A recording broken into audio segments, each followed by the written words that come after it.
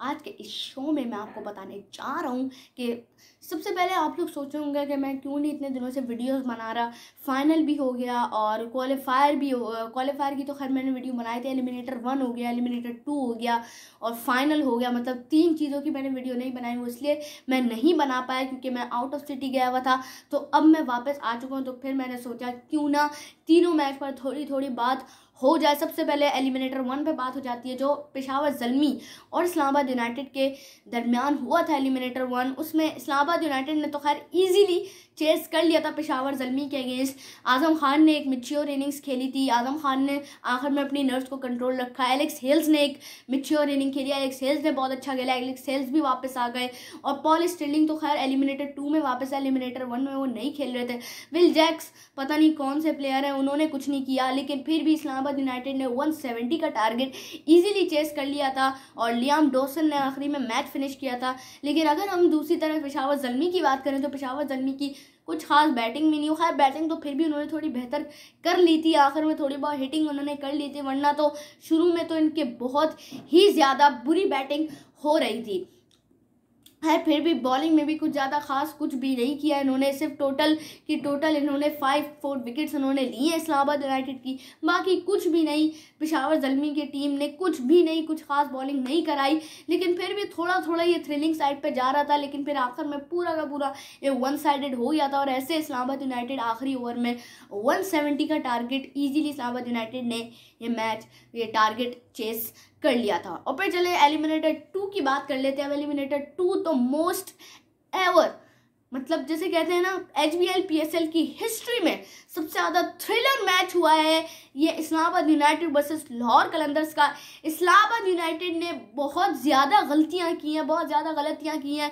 इसी वजह से इनको ये नुकसान उठाना पड़ा कि वो फाइनल में नहीं पहुंच सके, वरना तो फाइनल में इस्लामाबाद यूनाइटेड होती लाहौर कलंदर्स की जगह। खैर किस्मत में तो ये लिखा था, अल्लाह ने यही किस्मत में लिखा था कि लाहौर कलंदर्स ही फाइनल में जाए और यही हो कि लाहौर कलंदर्स ही फाइनल में जाए। लेकिन फिर भी मोस्ट एवर थ्रिलर मैच हुआ है HBL PSL की हिस्ट्री का। चलिए पहले मैच के बारे में बात कर लेते हैं। लाहौर कलंदर ने पहले बैटिंग करते हुए 169 का टारगेट दिया था और लाहौर की बैटिंग में कुछ भी नहीं किया था। मोहम्मद हफीज़ जो प्रोफेसर हैं, उन्होंने भी कुछ अपना एक्सपीरियंस थोड़े बहुत वो शो करना चाह रहे थे, लेकिन वो भी बहुत ज़्यादा टुक और डॉट बॉल्स निकाल रहे थे, कुछ ज़्यादा रन्स नहीं बना पाए। उन्होंने तो भाई ठान ली थी कि भाई लाहौर कलंदर्स को कम से कम रन्स बनाने हैं। लेकिन लाहौर कलंदर्स के फैंस को थैंक यू बोलना चाहिए डेविड वीजे को, जिन्होंने 150 का स्कोर इनका 169 तक पहुंचा लिया, जिन्होंने इनको वकास मकसूद को 22 रन हिट किए, 3 सिक्सेस और 1 4 उन्होंने हिट किया डेविड वीजे ने। और David Wiese back to back cameos खेलते हुए आ रहे हैं। एलिमिनेटर 2 में भी उन्होंने कैमियो खेला, एलिमिनेटर 2 में भी उन्होंने कैमियो खेला, फाइनल में भी उन्होंने कैमियो खेला और लाहौर कलंदर को जिता दिया था उन्होंने।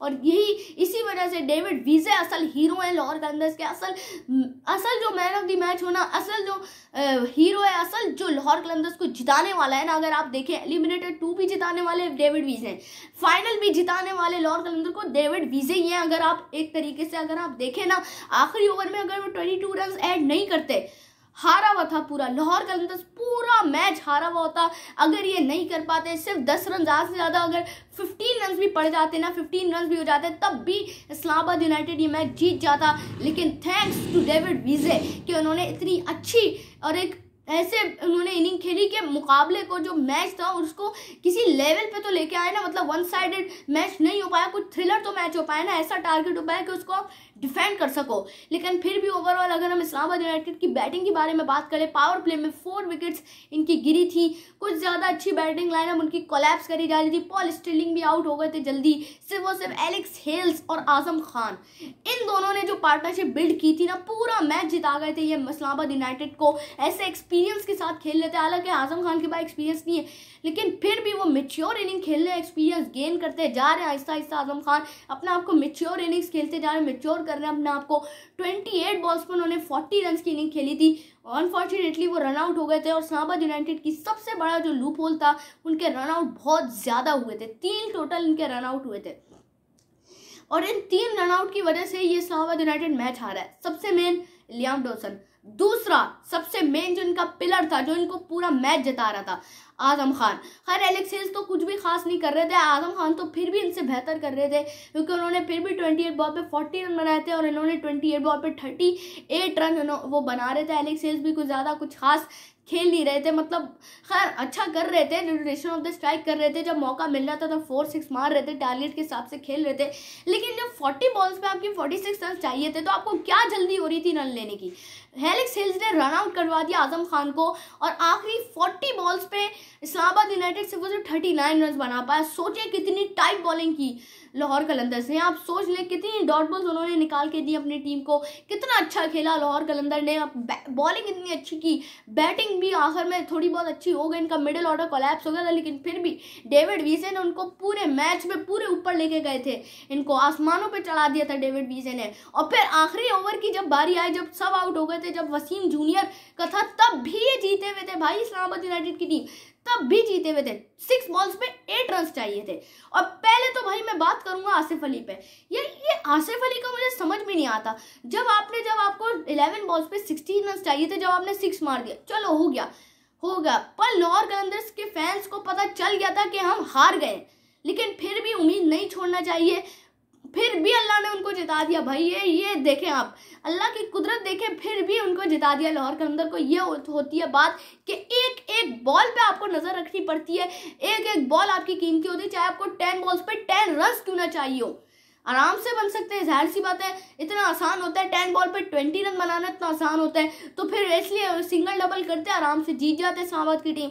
लेकिन आसिफ अली ने भाई साहब जल्दी की, 7 बॉल पे 8 रन चाहिए थे, उन्होंने हारिस रऊफ की जो जैसी पेस बॉलिंग आती है 140-145 की, उन पे उन्होंने हिट करने की कोशिश की, और वो भी बाउंसर पे, जो उनकी रडार पे बॉल होती नहीं, उनकी रडार पे होती बॉल असल में स्लॉगिंग वो अच्छी करते लेग पे, जब उनके पास लेग पे बॉल आती है और वो भी फुलर लेंथ पे आती है, तब वो अच्छी स्लॉगिंग कर पाते, शॉर्टर लेंथ पे वो अच्छी स्लॉगिंग नहीं कर पाते। लेकिन डेविड वीजे उनके रडार के बॉलर थे, वो थोड़ा सा वेट कर लेते, एक बॉल बस वो थोड़ा सा एक सिंगल निकाल लेते ना, सिंगल कर लेते, तो फिर 6 बॉल्स पे इनको 7 रन चाहिए था, फिर तो आराम से इस्लामाबाद यूनाइटेड पूरा ही मैच जीता हुआ होता, क्योंकि डेविड वीजे जो हल्की बॉलिंग कराते हैं ना, उसमें आसिफ अली को ज़्यादा आसान लगता है, और आसिफ अली आखिर में अपनी नर्व्स को कंट्रोल नहीं रख पाए, मैच्योर इनिंग नहीं कर पाए, इसी वजह से इनको इस्लामाबाद यूनाइटेड को नुकसान उठाना पड़ा। जाहिर सी बात है, वसीम जूनियर कैसे इतनी प्रेशर सिचुएशन में, जब आपके 9 आउट हो चुके हो, ओ भाई यहाँ तक कहानी खत्म नहीं होती।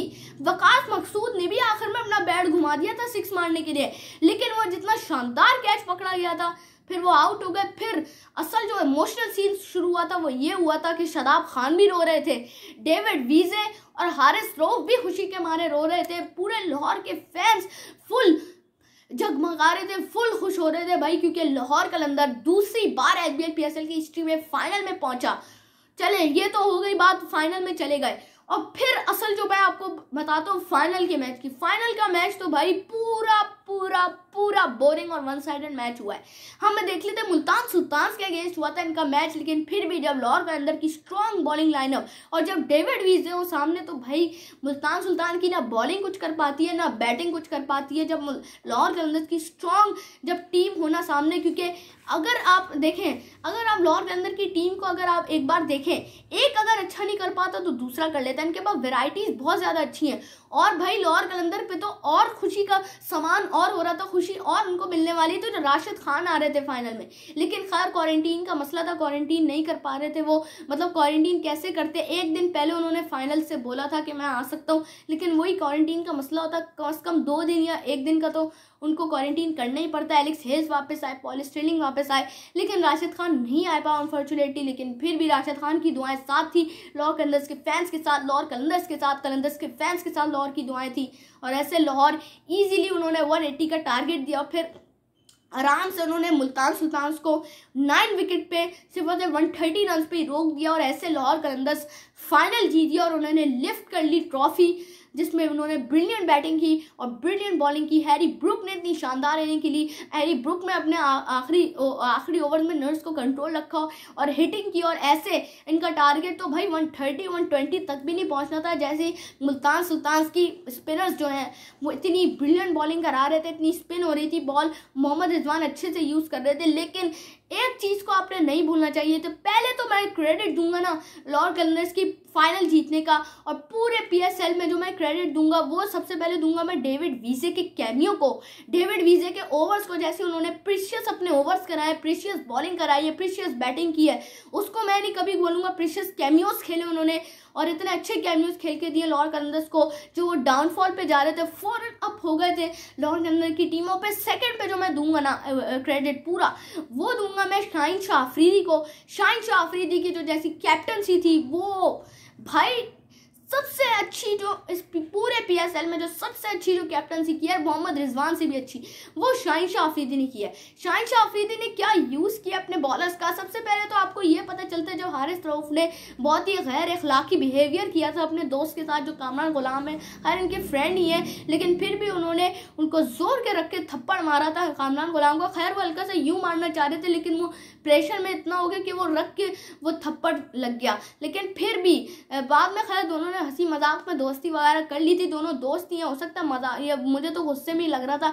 लेकिन फिर भी ऐसा एंगल ऐसा लग रहा था कि उन्होंने गुस्से में मारा है, लेकिन वो मारना चाह रहे थे मजाक से, लेकिन फिर भी वो गुस्से में लग गया उनसे। लेकिन वहां पर भी शाहिन शाह अफरीदी आए, थपथपियां दी उन्होंने, कामरान गुलाम, इन दोनों की दोस्ती करवाई। ये हमें पता चलता है कि कैप्टन कितना अपनी टीम में इन्वॉल्व रहता है। और भाई शाहिन शाह अफरीदी ने अभी इतना नहीं कि कैप्टनसी तो की उन्होंने अच्छी, एक और नया रिकॉर्ड बना दिया, यंगेस्ट कैप्टन बन गए, 21 ईयर ओल्ड के यंगेस्ट कैप्टन बन गए हैं, जो उन्होंने HBL PSL की ट्रॉफी लिफ्ट की है। भाई जब से शाहिन शाह अफरीदी बने ना कैप्टन, एक ही बात मैं सबको, जो लाहौर कलंदर की जो जीत है ना, पूरी एक ही वर्ड में मैं समराइज करूंगा, वो करूंगा शाहिन शाह अफरीदी जब से आए लाहौर कलंदर की टीम में कैप्टन बन के, लाहौर कलंदर की लक, लाहौर कलंदर की परफॉर्मेंस टॉप पे चली गई है। और ऐसे उन्होंने पहली बार HBL PSL की ट्रॉफी भी लिफ्ट कर ली है। ये थी मेरी वीडियो, बस वीडियो लाइक करें, चैनल को सब्सक्राइब करें, जरूर टिप्स फ्रेंड्स और क्रिश शौकी को सब जरूर शेयर कर दीजिएगा, और सब्सक्राइब के बराबर में बेल आइकन भी जरूर प्रेस करते हैं। अल्लाह हाफिज़।